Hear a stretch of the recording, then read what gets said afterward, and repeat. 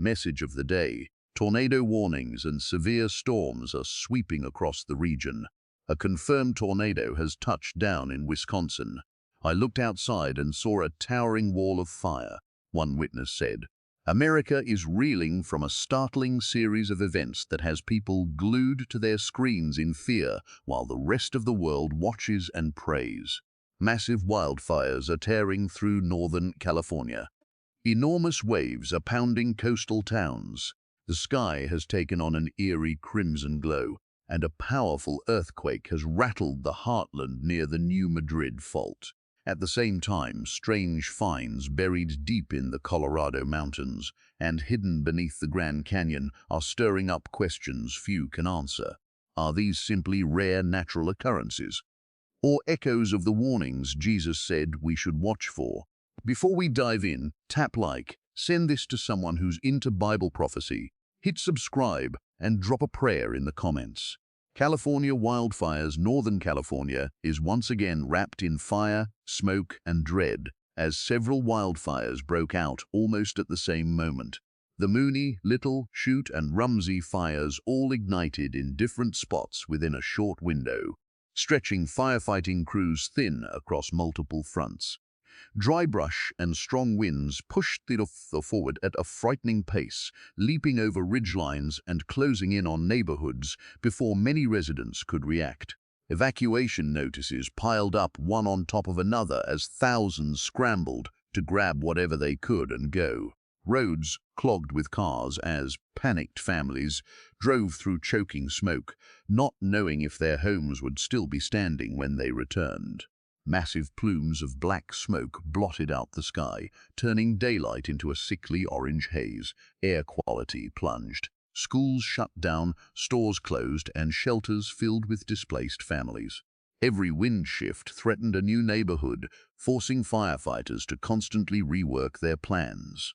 What started as isolated fires soon merged into one sprawling wall of destruction. Scenes like this echo Joel 2:3, which describes fire consuming everything ahead of it and behind it, a force so total that nothing in its path is left unchanged. Wildfires have natural causes, of course, but moments like these are a reminder of how quickly human control can be overwhelmed by nature's raw power. Coastal flooding. As fire consumed the land in California, a different threat was building along the coastline. The ocean itself was rising. Usually a source of calm, the sea turned violent. Massive waves slammed into beachfront communities and surged across streets that had been dry just moments before. Some homes were hit again and again, windows shattered, decks torn loose, debris dragged out to sea. There was barely time to react. Families grabbed kids, pets, and whatever they could carry and fled inland as water pushed farther than anyone expected. Rescue crews went door to door, pulling out stranded residents while urging others to stay clear of the shore. Roads vanished under the surge in several areas, cutting off entire communities. An ordinary day turned into a scramble to outrun the tide. Forecasters pointed to a combination of offshore storms, high tides, and dangerous surges as the cause. It's a natural convergence of weather and ocean conditions. But watching whole neighborhoods stand helpless against the rising water left a mark on everyone who saw it. Jesus spoke of a time when the roar of the sea would leave nations in distress and confusion. Luke 21:25. Science or scripture. Either way, it's a reminder of how fast the familiar can turn frightening. Blood-red sky. As the floodwaters receded, people looked up, and what they saw was even more unnerving than the waves. Across parts of the country, the sky turned a deep, unsettling crimson. This wasn't the soft orange of a normal sunset. The entire horizon looked stained red, casting strange light over towns, highways, and fields. Witnesses described an eerie stillness, as if the world had paused. Photos and videos flooded social media as people tried to make sense of it. Some compared it to fire stretching across the sky. Others said it looked like something out of a disaster film. Even seasoned photographers said they'd rarely seen colors this intense spread over such a wide area. Scientists explained it as a natural effect. Thick wildfire smoke, airborne dust, and unusual atmospheric conditions scattering sunlight so that red tones dominate. It's rare, but it's explainable. Still, for many believers, it called to mind Joel 2:31. The sun turned to darkness, the moon to blood, before the day of the Lord. Scripture doesn't say every red sky signals the end, but it does call us to stay spiritually alert whenever something extraordinary makes the world stop and look up. New Madrid earthquake. While people were still watching the sky, another jolt arrived. This one felt, not seen. A magnitude 5.4 earthquake struck near the New Madrid fault in southeastern Missouri, sending tremors across several states. Homes shook, windows rattled, shelves emptied, and people rushed outside into the cold, unsure if a bigger quake would follow. The shaking wasn't confined to Missouri.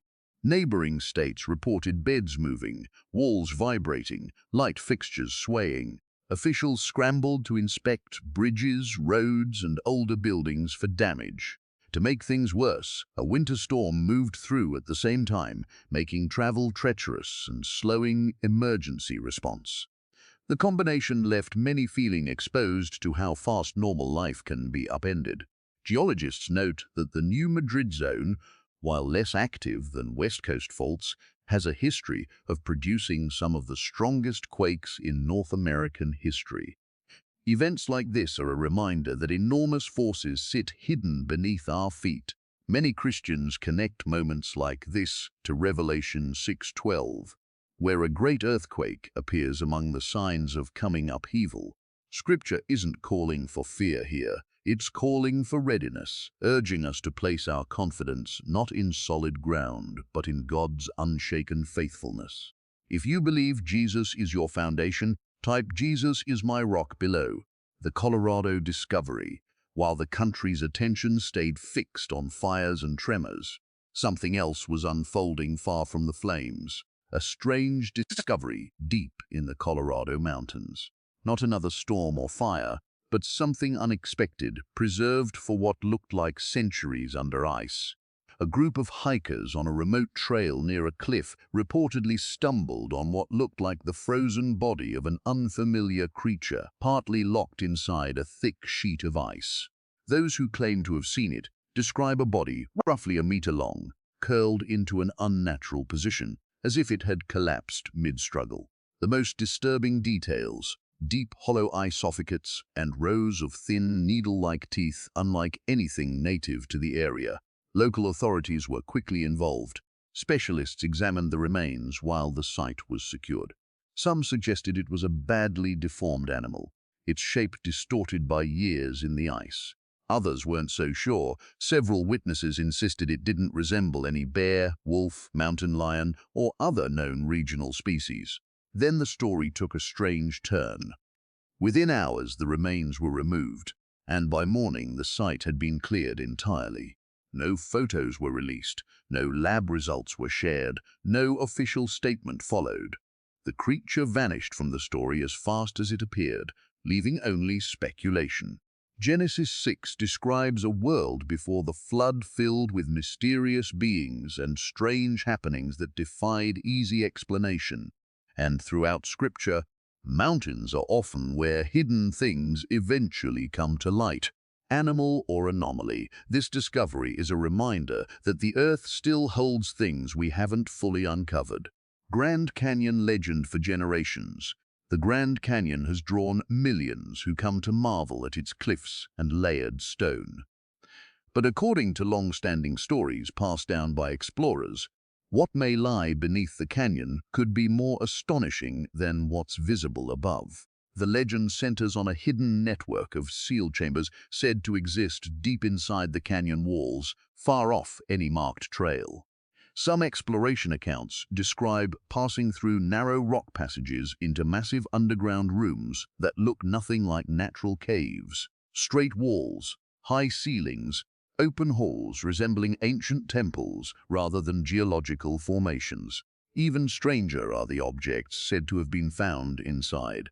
Carvings resembling menorahs, symbols tied to ancient Israel, markings said to resemble early Hebrew script, and golden winged figures reminiscent of the cherubim described above the Ark of the Covenant. If any of this were verified, it would raise enormous historical questions about who might have entered these chambers long before modern explorers. Interest in the story grew, but access to the supposed site was restricted, officially due to unstable terrain and safety concerns. No excavation followed, and little further information was ever released, which only deepened the intrigue. Some historians think the tale grew in the retelling over the decades. Others wonder if it preserves some fragment of a forgotten expedition. Ezekiel 8 describes the prophet being led through a hidden entrance into concealed chambers unseen by those above. A reminder that what's hidden doesn't necessarily stay hidden forever. True account or enduring legend, it's a story that keeps reminding us how much we still don't know, even in an age of satellites and advanced tools. The Texas roll cloud. Just when it seemed the strangest scenes had already passed, another remarkable sight appeared over the Texas coast. No flames, no shaking ground. Instead, all eyes turned to the horizon as a massive cloud formation rolled in from the Gulf, stretching for miles like a solid wall in the sky. Witnesses called it both beautiful and unsettling. Rather than the towering thunderheads typical of severe weather, this cloud formed a smooth, cylindrical band with striking symmetry, more like a barrier between sea and land than an ordinary storm cloud. As it advanced, beaches emptied fast. Tourists stopped snapping photos and quietly walked away, while locals watched from porches and parking lots, unsure what they were seeing. When the formation reached shore, the air changed sharply.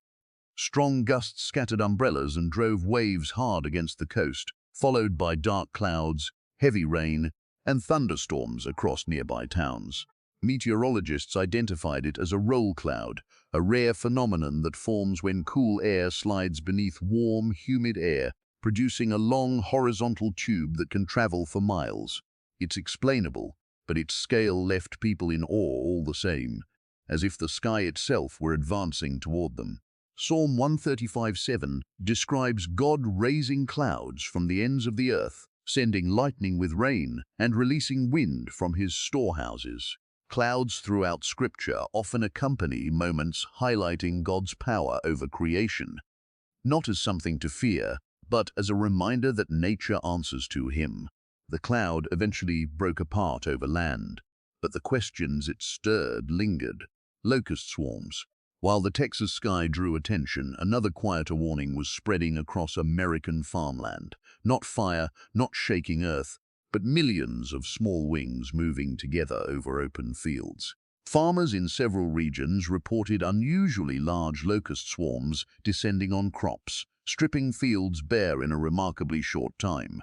Land that looked healthy days earlier was suddenly reduced to bare stalks and stripped soil.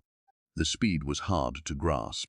As swarms moved through, the air filled with the steady hum of insects, and trees once thick with leaves were left nearly bare. Farmers walked their fields, watching months of work disappear within hours, powerless to stop it. Agricultural experts explain that locust outbreaks often follow heavy rain and rapid plant growth, which create ideal breeding conditions. As competition for food increases, the insects swarm and can travel long distances. History shows these outbreaks have caused serious economic damage worldwide. But for many readers of Scripture, locusts carry meaning beyond agriculture. Joel 1 describes wave after wave of locusts stripping vineyards, fields, and orchards bare, calling people to humility before God. The point isn't just the insects, it's the reminder of how quickly earthly security can vanish. Even today's advanced farming tools can't fully protect against nature overwhelming a harvest. Pulling it together, looking at everything unfolding, the wildfires, the surging sea, the crimson sky, the earthquake, the strange finds in the mountains, and beneath the canyon, the massive cloud over Texas, and now the locusts. It's hard not to notice how these events seem to stack one after another. Each has a natural explanation on its own. Together, they're a reminder of how fragile our world really is. Joel's message didn't end in destruction, It ended with a call to return to God while there was still time. That call still matters today. If these events push us toward anything, let it be toward deeper faith, seeking wisdom and living each day prepared rather than distracted. The story of Noah after fires, floods, blood-red skies, a shaking earth, and strange discoveries from mountains and hidden places, a natural question follows. Has the world faced something like this before? According to Scripture, yes. Long before Abraham, before Israel had kings, there was a generation living in what felt like a stable world, planting, building, marrying, raising families, assuming tomorrow would look like today. Then God spoke to one man, Noah. He was warned that a flood was coming because of humanity's wickedness. Rather than argue or delay, Noah obeyed, building an ark exactly as instructed, with no visible sign that disaster was near. Year after year, the ark took shape, while people around him questioned and mocked the idea that any flood could come. Noah kept building anyway. Jesus later referenced that era in Matthew 24:37-39, saying that just as people in Noah's day carried on eating, drinking, and marrying, unaware until the flood arrived and swept them away, so it would be when the Son of Man returns. The point was never that daily life was wrong, but that many became so consumed by routine that they missed the warning until it was too late. That message still applies. The wildfires, the waves, the red sky, the earthquake, the strange discoveries, the Texas cloud, the locusts, none of it proves a specific prophecy is unfolding on a specific date. But together they underline something Scripture repeats often. This world is fragile, human certainty is fleeting, and no one knows what's coming next. The real lesson of Noah's story was never the size of the flood. It was the importance of being spiritually ready before the storm ever arrived. Noah was saved because he trusted God before anyone else saw the danger. That same invitation stands today. Rather than fear, Scripture calls us to faith, drawing closer to Christ, staying steady in prayer, studying His Word, and encouraging one another while there's still time. If Noah's example reminds you to stay faithful no matter what, write, "Lord, help me stay ready" below. Closing after all of this, one question remains. What should believers do when the world feels increasingly uncertain? Throughout history, God has gotten people's attention in different ways. Through prophets, through miracles, through moments that interrupt everyday life and make people stop and ask questions they'd been avoiding. But Scripture makes one thing clear. God's warnings were never meant to satisfy curiosity. They were meant to rescue people before it's too late. When Noah preached before the flood, the ark itself stood as an offer of mercy. Every day it stood was an invitation to turn back. When Jonah went to Nineveh, the city wasn't destroyed right away. God sent a warning first, hoping the city would turn. Again and again, God delays judgment because His desire is to save, not to destroy. And that hasn't changed. Many think of the Bible mainly as a book of disaster and judgment, but at its core, it's a story of redemption. From Genesis to Revelation, pointing toward restoration through Jesus Christ. That's why the cross sits at the center of it all. Jesus didn't come to condemn. He came to take on the punishment we deserved, living the perfect life none of us could live, giving Himself on the cross, and rising again so that anyone who believes could find forgiveness and life. As Paul wrote in Romans 5:8, God demonstrates His own love toward us, in that while we were still sinners, Christ died for us. The world keeps changing, nations, technology, economies, but that love stays constant. Maybe the real danger today isn't seeing too many signs. It's getting so distracted by them that we stop listening to what they're pointing toward. Jesus put it simply in Matthew 11:28. "Come to me, all who labor and are heavy laden, and I will give you rest." He never promised a life free of storms. He promised to be present through them. No one knows exactly what's ahead, but everyone gets to choose today where they'll place their trust. Not in stronger buildings or bigger savings accounts, but in a relationship with Jesus Christ. We give thanks for what God has already stirring, and we stand in faith for what is coming. This has been your message of the day. And I am out. Peace.